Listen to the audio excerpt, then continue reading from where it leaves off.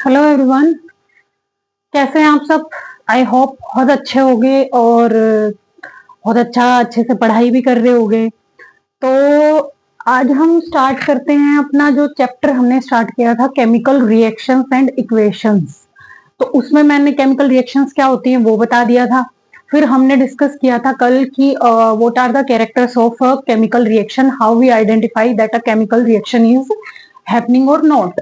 ठीक है, तो उसी का नेक्स्ट पार्ट अब हम करते हैं, क्योंकि चैप्टर का नाम आपको पता है, chemical reactions and equations, right. तो ये वाला पार्ट हमने कर लिया। अब हम करेंगे इक्वेशंस क्या होती है। ठीक है, केमिकल रिएक्शंस तो ठीक है, आपने बता दी, कोई भी प्रोसेस हो रही है जिसमें दो केमिकल्स मिक्सअप हो रहे हैं और एक नया प्रोडक्ट बना रहे हैं with new physical and chemical properties.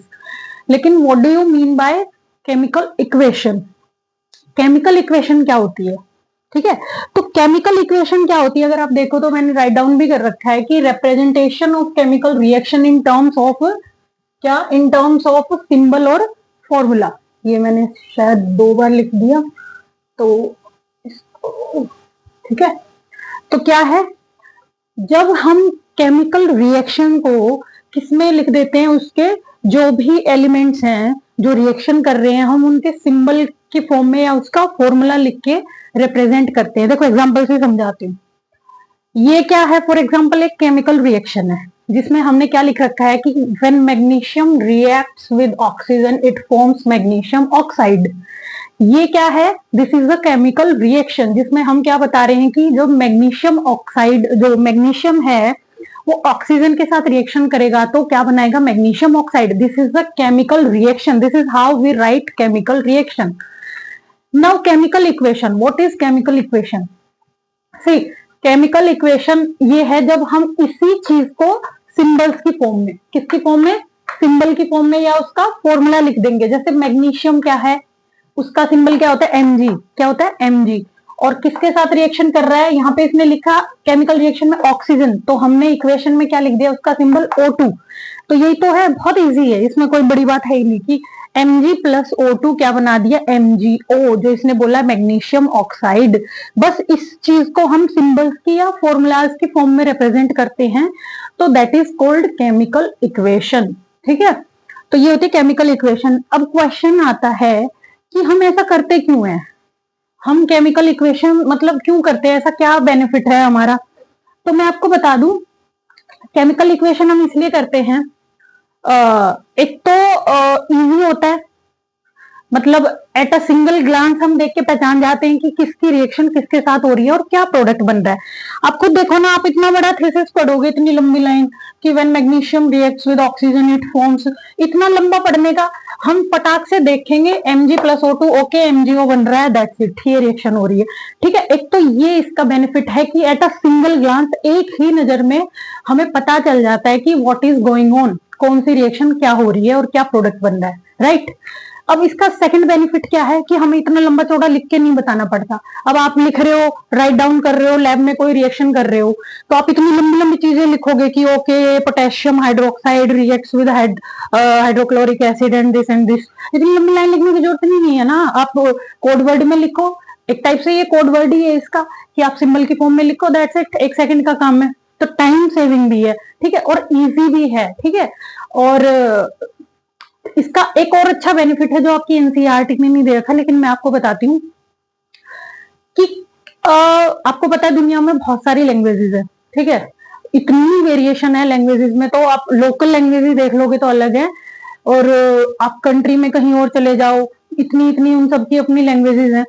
तो एक कंफ्यूजन ये रह जाता है कि बाई चांस आप जापान चले गए तो जापानीज में वो इस चीज को तो ऐसे लिखेंगे अपनी जापानीज लैंग्वेज में, इंग्लिश में थोड़ी लिखेंगे वो। लेकिन एक अच्छा बेनिफिट ये है कि जब हम इक्वेशन की फॉर्म में लिखेंगे उस रिएक्शन को, तो कोई भी कंट्री हो, कोई भी लैंग्वेज हो, लेकिन जब इक्वेशन हम लिखेंगे तो हम सिर्फ और सिर्फ इन सिंबल्स का ही यूज करेंगे।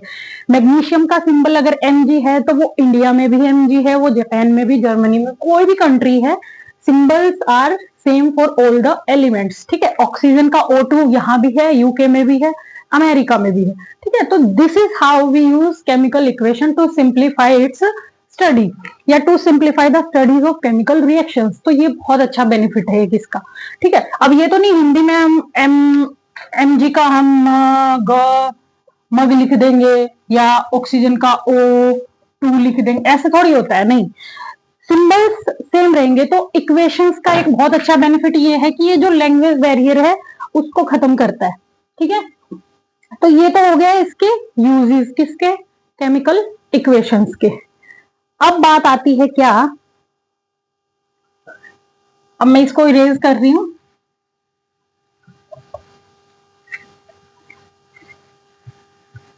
आई होप ये आपको अच्छे से समझ आया होगा। अब बात आती है किसकी, बैलेंसिंग एंड अनबैलेंसिंग, ठीक है। एक टॉपिक है इसी में कि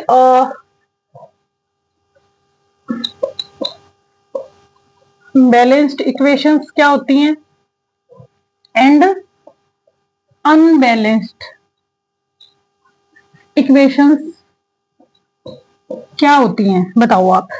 और इस चीज का मतलब क्या है, बैलेंसिंग और अनबैलेंसिंग का। सबसे पहले तो देखो, मैं एक रिएक्शन लिख के दिखाऊंगी, आप बताना मुझे दिस इज बैलेंस्ड और नॉट। पहले तो मैं आपको इसको इसकी डेफिनेशन बता देती हूँ।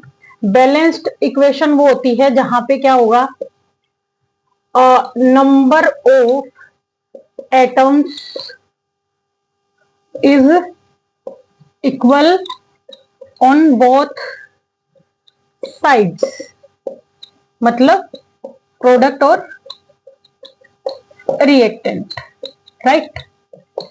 जब प्रोडक्ट और रिएक्टेंट की साइड किसी भी केमिकल इक्वेशन में सेम नंबर ऑफ एटम्स होंगे, वो इक्वेशन होगी बैलेंस्ड इक्वेशन। अभी मैं एग्जांपल देके समझाऊंगी।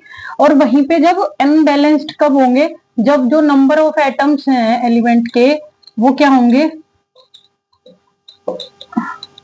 डिफरेंट होंगे, ठीक है, अनइक्वल होंगे, डिफरेंट बोल दो या अनइक्वल।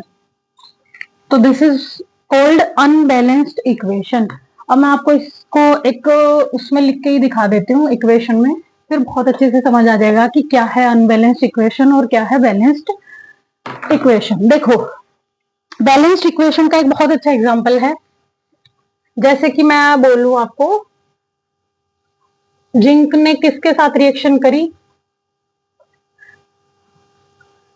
H2SO4, ठीक है, और क्या बना दिया, ZnSO4, जिंक सल्फेट, और हाइड्रोजन आ गई बाहर। अब आप इस रिएक्शन को देख के बताओ, इसमें ये रिएक्टेंट की साइड है, ये प्रोडक्ट की साइड है, तो बताओ atom number of atoms equal है या नहीं। देखो, जिंक इधर कितने हैं, एक, इस तरफ जिंक कितना, एक, हाइड्रोजन यहाँ पे कितने हैं, दो, हाइड्रोजन यहाँ कितने हैं, दो, सल्फेट सल्फर कितनी, एक, इधर कितनी, एक, ऑक्सीजन कितनी, चार, ऑक्सीजन कितनी, चार। तो हम क्या बोल सकते हैं, this is a balanced equation, ठीक है, समझ आया। ये होता है कि number of atoms both side will be equal. वहीं पे अगर मैं एक एग्जांपल आपको दिखाऊं अनबैलेंस्ड इक्वेशन का, तो जैसे कि मान लो आयरन है, उसने रिएक्शन किया वाटर के साथ, तो उसने क्या बना दिया, एक प्रोडक्ट बनाया Fe3O4, क्या बनाया, Fe3O4, और हाइड्रोजन आ गई बाहर। अब आप खुद देख के बताओ that this reaction is balanced और नॉट बैलेंस्ड, और अगर नहीं है तो क्या आपको अलग से दिख रहा है। देखो, यहाँ पे आयरन कितना, एक, यहाँ पे आयरन कितना, एक, तीन, तीन, ठीक है। तो यहीं से पता चल गया कि बराबर तो नहीं है, इसका मतलब कौन सी इक्वेशन है, अनबैलेंस्ड इक्वेशन है, ठीक है। और ऑक्सीजन भी देखो तो इधर एक है, इधर चार है। तो कहने का मतलब ये है कि number of atoms are not equal on both the sides. So this is example of unbalanced equation, ठीक है। तो ये होती है अनबैलेंस्ड इक्वेशन। अब आपको ये पता चल गया बैलेंस और अनबैलेंस क्या होती है, तभी तो हम सीखेंगे इस चैप्टर का इंपॉर्टेंट पार्ट, जहां से एक नंबर का क्वेश्चन कंफर्म आता है, which is how to balance a chemical equation. अगर अनबैलेंस है तो उसको बैलेंस करके दिखाना है, और एक नंबर में आता है वो क्वेश्चन, ठीक है। पहले आपको ये पता होना चाहिए था कि बैलेंसिंग और बैलेंस्ड इक्वेशन और अनबैलेंस्ड में डिफरेंस क्या होता है। उसके बाद हम सीखेंगे कि बैलेंस करें कैसे अगर अनबैलेंस है तो, ठीक है। अब देखो,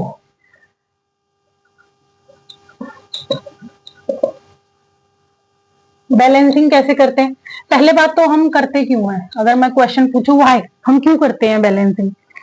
अब देखो, आपने 9th क्लास में एक लॉ स्टडी किया होगा आई थिंक, या सुना भी होगा, सबने जनरली सुना है, ये तो सुना ही होगा कि energy can neither be created nor be destroyed, rather it transform from one form to another, है ना, changes from one form to another, एक फॉर्म से दूसरे फॉर्म में कन्वर्ट हो जाती है। जैसे हम लाइट जलाते हैं, पंखा चल पड़ता है, तो जो लाइट एनर्जी है, बिजली आ रही, इलेक्ट्रिसिटी, उसी बिजली से एक तरफ लाइट भी जल रही है और एक तरफ पंखा भी चल रहा है, तो एनर्जी आ रही है सेम, लेकिन वो डिफरेंट डिफरेंट फॉर्म्स में कन्वर्ट हो रही है। एक जगह वो लाइट एनर्जी में कन्वर्ट हो रही है, एक जगह वो मैकेनिकल एनर्जी में कन्वर्ट हो रही है, जिसकी वजह से पंखा चल रहा है। कहने का मतलब है एनर्जी अपनी फॉर्म चेंज कर लेती है, वो कभी भी लॉस्ट नहीं होती, खत्म नहीं होती, ना क्रिएट हो सकती ना डिस्ट्रॉय हो सकती। ऐसे ही एक और लॉ आता है अपना, 9th क्लास में था, law of conservation of mass. क्या? Law of conservation of mass. तो क्या कहता है ये लॉ ऑफ कंजर्वेशन ऑफ,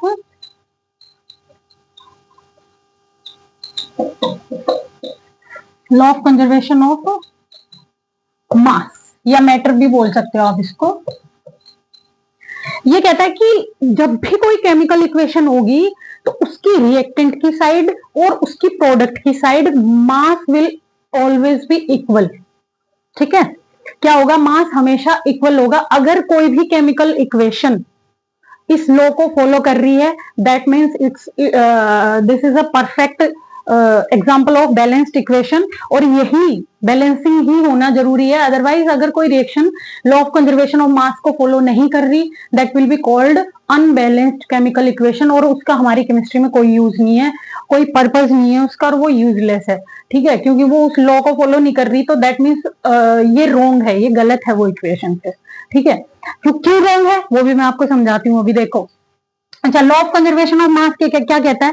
ये कहता है मास, जैसे एनर्जी भी can not be created nor be destroyed, same ऐसा ही है कि लॉ, ये मास जो होता है हमारा, it can not be created और नॉर बी डिस्ट्रॉयड।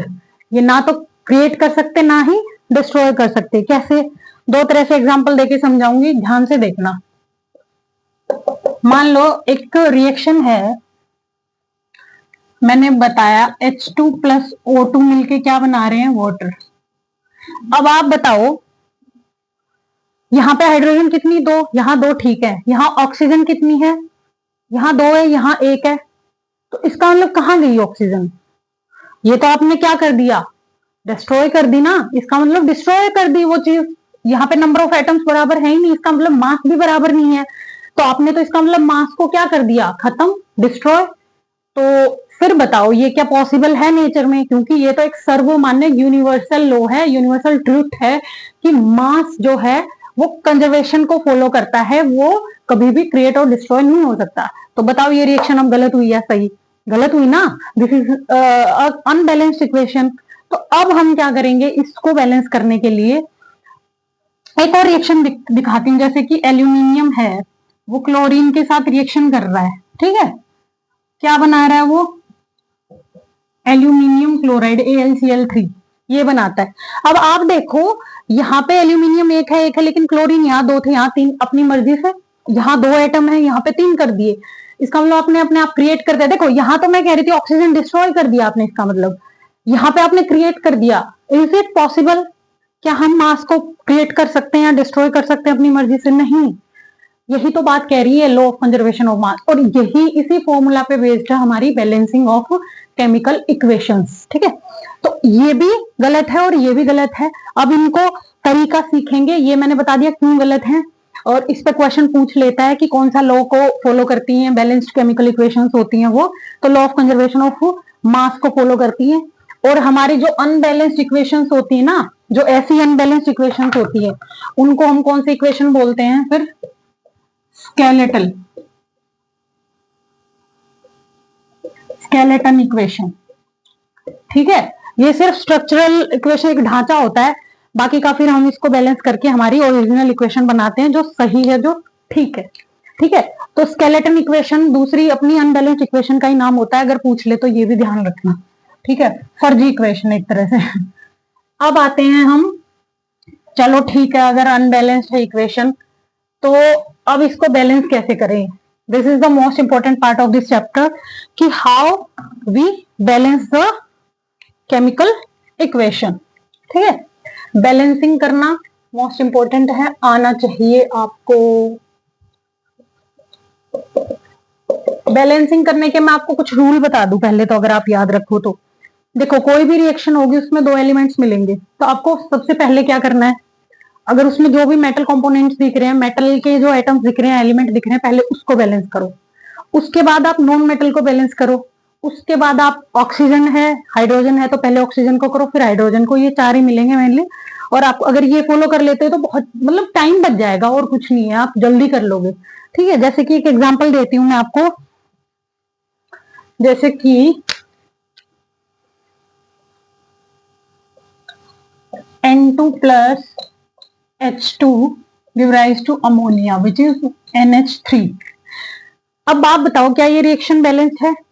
यहाँ पे नाइट्रोजन दो, यहाँ पे एक, यहाँ हाइड्रोजन तीन, यहाँ दो, नहीं है। अब हमें इसको बैलेंस करना पड़ेगा। तो मैंने क्या बताया था, कैसे करेंगे? अब यहाँ पे पहले देखो, आप नाइट्रोजन को बैलेंस करने की देखते हैं। यहाँ पे कितनी नाइट्रोजन? दो। यहाँ नाइट्रोजन एक। तो हम क्या करेंगे, यहाँ दो यहाँ एक, तो हम इसको क्या कर देंगे, टू कर सकते हैं। टू एक बार करके देख लेते हैं। अच्छा, एक चीज और याद रखनी है, इसको बैलेंस करने के लिए इसको इरेज मत कर देना कि हम आप कभी बोल दो कि मैम ये भी एन एक था और हमने इसको भी एन फिर सिंगल कर देंगे। ये फॉर्मूला गलत नहीं करना, क्योंकि आपने 9th क्लास में सीखा था फॉर्मूला बनाना। ये बेसिक फॉर्मूला होता है, इसके साथ आप छेड़खानी नहीं कर सकते हैं। ये तो स्ट्रक्चरल बेसिक फॉर्मूला है, ये तो यही रहेगा। ठीक है, तो यहाँ पे आपको ना तो आपको बैलेंस करते हुए यहाँ पे ऐड करना और ना यहाँ से कुछ डिलीट करना। जैसे ये मैंने यहाँ ऐड किया, तो आप ये यहाँ नहीं लगा सकते, ये गलत हो जाएगा। ठीक है, इसका फॉर्मूला गलत हो जाएगा फिर। तो हमने क्या किया, यहाँ पे दो लगा दिया। अब देखो, इधर दो नाइट्रोजन, यहाँ पे दो नाइट्रोजन, तो ये तो हिसाब किताब बराबर सा लग रहा है। लेकिन यहाँ पे फिर ये हाइड्रोजन 3 2 जा 6 हो गए। अच्छा, ये जो आगे दो लगा होता है ना, ये इस पूरे का होता है फिर। ठीक है, तो 3 2 जा, यहाँ पे हाइड्रोजन कितने हो गए, 6। यहाँ पे हाइड्रोजन कितने हो गए, 6। लेकिन यहाँ पे तो हाइड्रोजन दो है, तो यहाँ हम क्या कर सकते हैं, आगे 3 लगा सकते हैं। 3 2 जा 6, 3 2 जा 6 होगी ना बैलेंस्ड, होगी ना? ऐसे ही करनी है। ठीक है, एक और एग्जांपल लिख के दिखाती हूं मैं आपको, जैसे कि Fe प्लस H2O, ये मैंने अब पीछे भी लिख के दिखाया था। ये क्या बना देगा, Fe3O4 प्लस H2। आप बताओ ये बैलेंस है? बिल्कुल भी नहीं है। यहाँ पे आयरन 1 है, यहाँ 3 है। तो आप क्या करोगे, जब भी आपको अनइवन नंबर दिखे, इधर 3 है, ठीक है, तो पहले तो आप इसको इवन बनाने की ट्राई करो। तो आप इसको इवन कैसे बना सकते हो, 3 2 जा 6 करके यहाँ आप 2 लगा सकते हो, ना? मान लो मैं अभी के लिए 2 लगा देती हूँ, 6 हो गए। तो यहाँ पे क्या आ जाएगा, फिर हमें मजबूरन 6 लगाना पड़ेगा। ठीक है, 6 6 बराबर, क्योंकि आप भाई इसको 3 को तो हटा ही नहीं सकते, तो फिर आप बैलेंस कैसे करोगे? और वो भी क्यों, अभी पता चल जाएगा। यहाँ पे ऑक्सीजन 1, यहाँ पे 4, तो यहां हम 4 कैसे करें, यहाँ 4 2 जा 8 है, 2 ये हैं, 4 ये हैं, 4 2 जा 8। यहाँ पे हमारी ऑक्सीजन 1, तो क्या करेंगे हम, मैं मान लो मैं यहाँ पे 8 लिख सकती हूँ, हो गई बैलेंस। अब बचा हमारा कौन, हाइड्रोजन को यहाँ पे कितनी है, 8 2 जा 16, और यहाँ पे कितनी हाइड्रोजन हमारी, 2। तो यहाँ 16, यहाँ पे 2, यहाँ मैं क्या लिख सकती हूँ फिर बताओ, यहाँ पे 8 लिख देंगे, होगी ना बैलेंस? अब ध्यान से देखो, अब बैलेंस होगी ये रिएक्शन, देख लो, इक्वल है सारे नंबर ऑफ एटम्स। ये होती है बैलेंस इक्वेशन। ऐसे करनी है बैलेंसिंग आपको, और प्रैक्टिस करोगे जितनी ज्यादा, उतनी ही अच्छे से आएंगे और स्पीड में कर पाओगे, एक्यूरेसी से कर पाओगे। अच्छा, एक और जैसे रिएक्शन में दू, Al प्लस O2 Al2O3। अब बताओ ये बैलेंस्ड है? नहीं है। यहाँ एल्यूमिनियम 2, यहाँ 1, यहाँ ऑक्सीजन 3, यहाँ 2। अब कैसे करें इसको? पहले तो एल्यूमिनियम को देखते हैं। यहाँ पे 2 है तो यहाँ पे हम क्या लिख सकते हैं? 2, 2 2 बराबर हो गए। अब यहाँ ऑक्सीजन 3 है, यहाँ 2 है, तो इसको हम 3 तो बना नहीं सकते कि इसके आगे 1 लिख देंगे 3 हो जाएगा। इसके आगे हम 2 लिख सकते हैं, ठीक है, तो फिर वो 2 2 जा 4 होएगा, तो वो फिर से बात नहीं बनेगी। इसीलिए मैंने बोला था स्टार्टिंग में, अगर याद हो, कि अगर ओड नंबर है तो सबसे पहले उसको इवन नंबर बनाओ आप, जब भी बैलेंस होगी। तो जिस तरफ आपको ओड नंबर दिख रहा है पहले उसको इवन में कन्वर्ट कर दो। तो यहाँ पे 3 है, पहले आप इसको इवन नंबर बना दो। वो कैसे करोगे? यहाँ पे आप 2 लगा सकते हो, 3 2 जा 6 हो जाएगा, हो गया इवन नंबर। तो ये 6 होगी तो हम यहाँ अभी क्या लगा सकते हैं अपनी, सॉरी 2 तो ऑलरेडी है ना ऑक्सीजन, तो फिर यहाँ पे हम क्या लगा सकते हैं? 3 3 2 जा 6, 3 2 जा 6 होगी ना 6 6। लेकिन अब हमारा एल्यूमिनियम का नंबर गड़बड़ हो गया, ये 2 दूनी 4 और ये 2। तो अब क्या करेंगे? यहाँ पे हम क्या लगाएंगे? आप बताओ। पेंसिल से करना अगर करो पहले पेपर में, ताकि इरेज हो जाए। हालांकि प्रैक्टिस करोगे तो आपका आ ही जाएगा ये इतना। तो ये हो गया 4 4Al3O2, ये होगी हमारी balanced chemical equation. This is how we can balance equations. ठीक है, प्रैक्टिस करना बहुत सारी, हो जाएगा अच्छे से। जैसे एक और रिएक्शन है, जैसे एक क्वेश्चन आपको ऐसे भी दे सकता है पेपर में, जैसे एनसीईआरटी में दे रखे हैं आपके, एनसीईआरटी की प्रैक्टिस बुक, मतलब बुक में ही दे रखे हैं ये वाले question.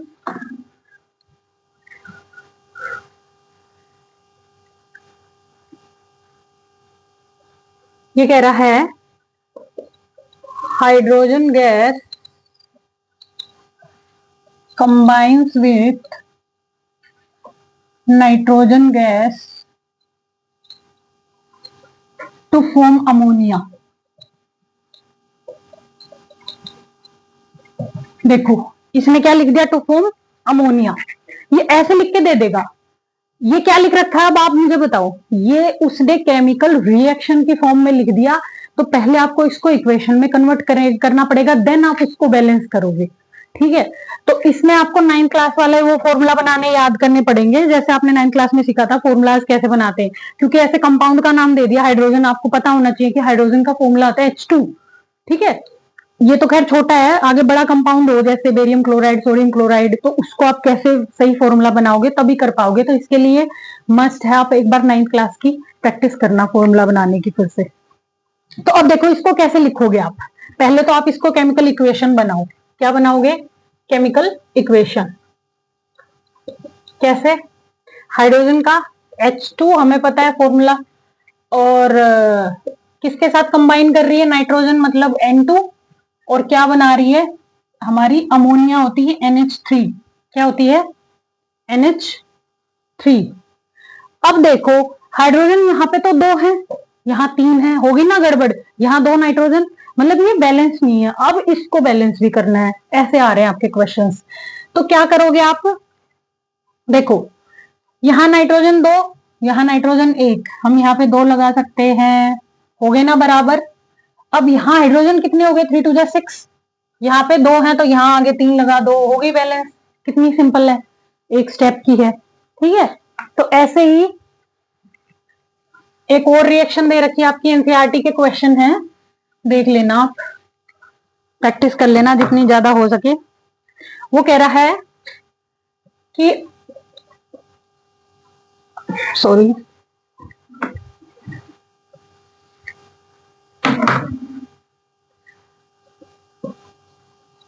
Hydrogen sulphide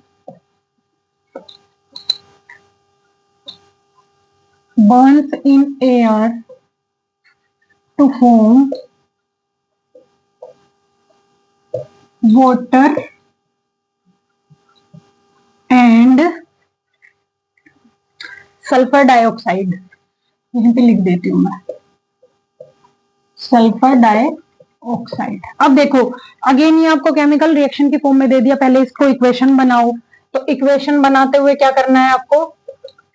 hydrogen sulphide, मतलब हाइड्रोजन सल्फाइड का फॉर्मूला होता है H2S, बर्न्स, मैंने कल भी बताया था केमिस्ट्री में बर्न का मतलब होता है रिएक्शन विद ऑक्सीजन, ठीक है। जहां भी बर्न हो, कंबशन लिखा हो, इसका मतलब ऑक्सीजन के साथ रिएक्शन।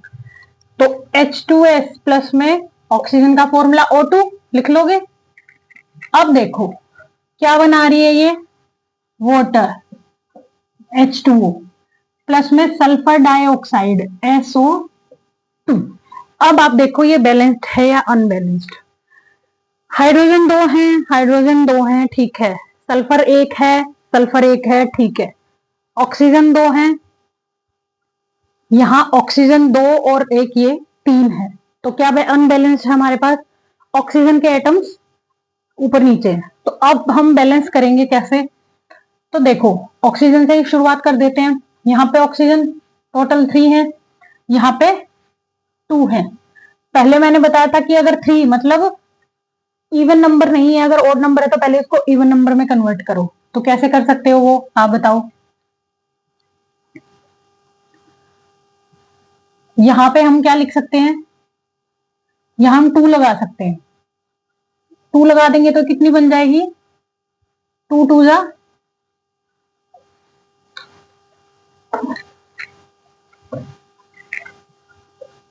अब देखो 2 2 जा, 2 2 जा कैसे, ये 2 ही है।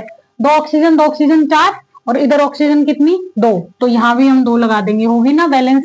लेकिन लेकिन लेकिन जब एक चीज को बैलेंस करते हैं ना तो दूसरी अनबैलेंस हो जाती है। तो जब तक आपको हिट एंड ट्रायल का मेथड देखना है, एक तरह से हिट एंड ट्रायल ही है, करते जाओ करते जाओ करते जाओ।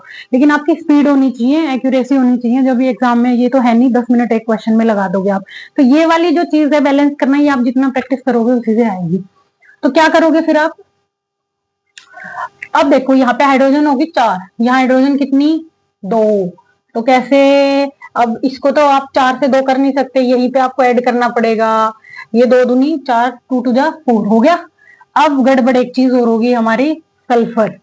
सल्फर क्या हो गया यहाँ पे, सल्फर देखो यहाँ 2 होगी, यहाँ पे 1 थी, यहाँ 2 होगी, यहाँ 1 थी, तो यहाँ हम क्या निकाल लगा सकते हैं 2। अब ये ऑक्सीजन का नंबर गड़बड़ हो गया, ठीक है। तो ऑक्सीजन का नंबर गड़बड़ हो गया, आपको फिर से ठीक करना पड़ेगा। ये 2 2 जा 4 और 2 6 हो गए, और इधर क्या था ये 4। तो अब यहाँ पे आप करो लास्ट करेक्शन, यहाँ पे आप क्या कर सकते हो 3, क्या कर सकते हो 3, 3 2 जा 6 और 2 और 2 2 जा 4 और 2 6 हो गए ना। आप देखो सब कुछ इक्वल है दोनों साइड, ध्यान से देख लो अगर आपको डाउट हो तो कुछ। तो ये चीज प्रैक्टिस करना, जितना प्रैक्टिस करोगे उतना ही अच्छे से आएगा। ये 4 आपको दे रखी है, मैं चारों की चारों आपको सोल्व करवा देती हूँ अभी। अगला कह रहा है ये बेरियम क्लोराइड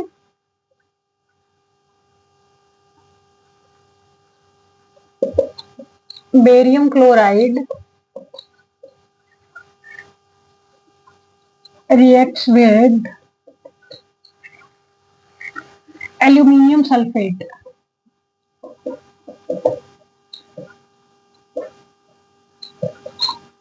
to form, क्या बना रही है, एल्यूमिनियम क्लोराइड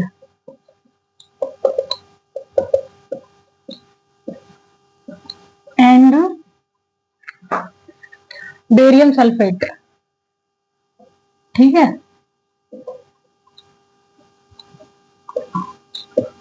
अब देखो ऐसी वाली इक्वेशन में आप फंस सकते हो रिएक्शन में, क्योंकि यहाँ पे बड़े बड़े कंपाउंड है, तो इसलिए यहाँ पे आपको वो काम आएगा जहां आपने 9th क्लास में फॉर्मूलाज बनाने सीखे थे, ठीक है।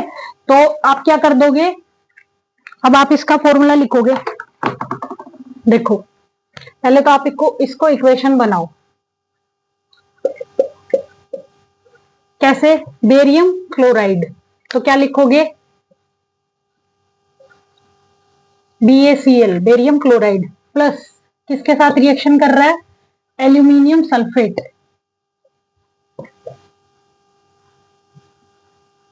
सॉरी डस्ट,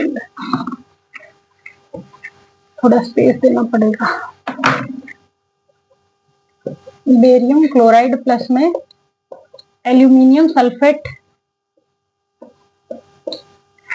क्या बना रहे हैं मिलके, एल्यूमिनियम क्लोराइड। AlCl3 प्लस में बेरियम सल्फेट BaSO4। अच्छा, ये फॉर्मूलाज होते हैं, कभी सोचो मैंने अपनी मर्जी से लिख दिए। ये 9th क्लास में आपने सीखे नहीं सीखे हो तो 9th की एनसीईआरटी खोलना और फिर से देखना, नहीं तो मैं कल एक दिन किसी दिन लेक्चर डाल दूंगी, उसमें आपको समझ आ जाएगा कैसे फॉर्मूलाज बनाते। तो देखो, अब ये देखो कि ये बैलेंस है या नहीं है। नहीं है। बेरियम एक है, बेरियम एक है, क्लोरीन यहाँ 3 है, यहाँ 1 है, तो ऐसे अब आपको बैलेंस करना पड़ेगा इसको। तो देखो, सबसे पहले क्या करेंगे हम, क्लोरीन यहाँ पे कितनी, 1, यहाँ कितनी, 3। तो अब यहाँ पे इवन नंबर बनाएंगे, मैंने फिर से बताया था। तो इवन कैसे बना सकते हैं आप, यहाँ पे 2 लगा सकते हो, 2 3 जा 6 हो गया। यहाँ पे क्या है,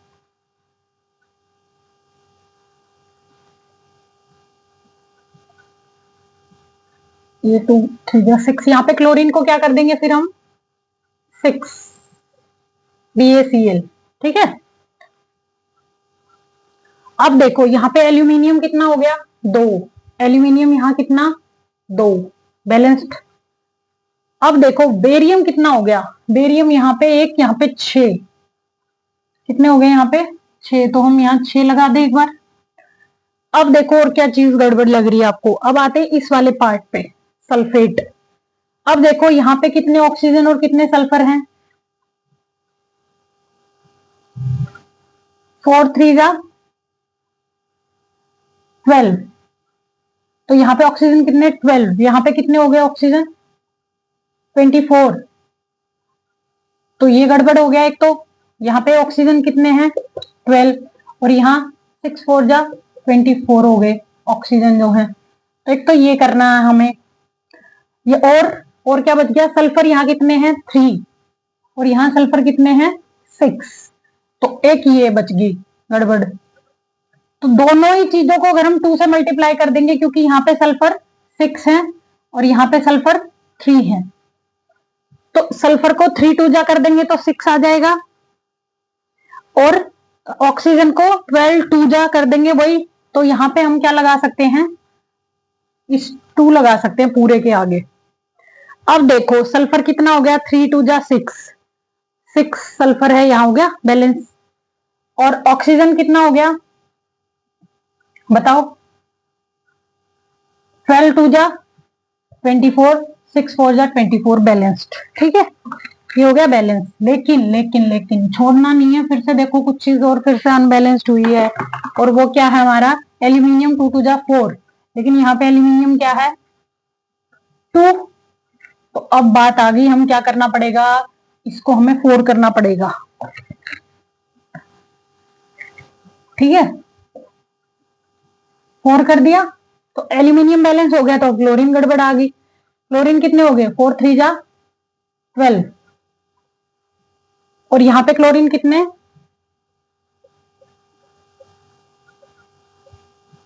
यहाँ पे क्लोरीन कितने, 6। तो आप क्या कर दोगे फिर, अच्छा ये फॉर्मूला, सॉरी यहां से मैंने 2 इरेज कर दिया क्या, तो BaCl2 हो तो गया, 6 2 जा 12 और 4 3 जा 12, हो गई बैलेंस। देखो ये फॉर्मूला में मैं यहाँ लिखना भूल गई थी शायद। ठीक है, तो ऐसे करनी है हमें बैलेंसिंग, और रिएक्शन से इक्वेशंस बनानी है फिर। ठीक है, तो ये आपको एक सीखना है, बैलेंस करना आना चाहिए, बहुत इंपॉर्टेंट है, और जितनी प्रैक्टिस करोगे आएगा। अब क्या करेंगे हम, 2 टाइप की रिएक्शंस होती हैं। ठीक है, कई बार नाम भी सुना होगा, एक होती है एंडोथर्मिक, एक होती है एक्सोथर्मिक। अपनी जो केमिस्ट्री होती है ना, केमिस्ट्री, उसमें एंडो का मतलब होता है एब्जॉर्प्शन, अब्जॉर्प्शन। क्या होता है, एब्जॉर्प्शन मतलब सोख लेना किसी चीज को। एक्सो का मतलब होता है रिलीज करना, मतलब छोड़ देना किसी को। ठीक है, तो एंडो मतलब जहां पे थर्मिक जो वर्ड होता है ना, this is something related to heat. Thermic कहते हैं ना, थर्मोमीटर से टेम्परेचर मेजर करते हैं, बुखार हो जाता है जब, तो थर्मोमीटर मतलब हीट को मेजर करने वाला इंस्ट्रूमेंट। तो यही है एंडोथर्मिक, जिसमें हीट का एब्जॉर्प्शन हो रहा हो, और एक्सोथर्मिक रिएक्शंस कौन सी होती हैं, जिनमें हीट रिलीज हो रही हो। ठीक है, तो दो टाइप से रिएक्शन हो सकती है, एक वो रिएक्शन जिनमें हीट एब्जॉर्ब करती है, वो बिना हीट एब्जॉर्ब किए वो रिएक्शन होंगी नहीं, और एक वो रिएक्शन जिनमें हीट रिलीज करेंगी। तो इसका तो मैंने कल एक एग्जांपल लिखवाया भी था आपको एक्सोथर्मिक का, जहां पे देखो जैसे कि कैल्शियम ऑक्साइड है और उसको वाटर में डालते हैं, जब वो हम व्हाइट वॉश करवाते हैं तो वो क्या करता है, कैल्शियम हाइड्रोक्साइड बनाता है, CaOH। ठीक है, कैल्शियम हाइड्रोक्साइड, और प्लस में हीट निकलती है बहुत देर तक उसमें बाहर। ये मैंने कल वाले उसमें करवाया था। तो ये किसका एग्जांपल हो गया, एक्सोथर्मिक रिएक्शन का, जिसमें हीट रिलीज हो रही है। वहीं पे एक एग्जांपल एंडोथर्मिक का है, जैसे अमोनिया बनाना है हमें नाइट्रोजन से, तो हमें क्या देना पड़ेगा, पहले उसको हीट करना पड़ेगा। नाइट्रोजन प्लस हाइड्रोजन हीट करेंगे जब जाके हमारा क्या बनेगा, अमोनिया। तो देखो यहाँ पे तो हीट अब्सॉर्ब कर रही है ये रिएक्शन, इसको हीट चाहिए इस रिएक्शन को आगे कैरी फॉरवर्ड करने के लिए, और वहीं पे ये वाली रिएक्शन क्या कर रही है, रिएक्शन करके अपनी हीट जो होती है एक्सेस बाहर निकाल रही है। तो ये वाली रिएक्शन में तो टेम्परेचर डाउन मिलेगा क्योंकि सिस्टम की हीट चली गई बाहर, और इस वाली रिएक्शन में जिसने हीट अब्सॉर्ब की है, तो वो वाली रिएक्शन में जो भी हमारी रिएक्शन हो रही होगी उसके बाद वो चीज का टेम्परेचर बढ़ा हुआ मिलेगा। तो ये होती है हमारी दो टाइप की reaction. So this is all for the this day, and tomorrow we will do the types of chemical reactions। ठीक है, till then bye bye, take care, thank you so much। सांस चढ़ गई यार, प्लीज लाइक शेयर कमेंट कर दिया करो, बड़े कंजूस है। और यहाँ तो दोस्त ही धोखेबाज है, पता है व्हाट्सएप पे इतने व्यूज देते हैं और देख लेते हैं, लेकिन कितना जलन खोरे, लाइक शेयर नहीं करते। So please, thank you.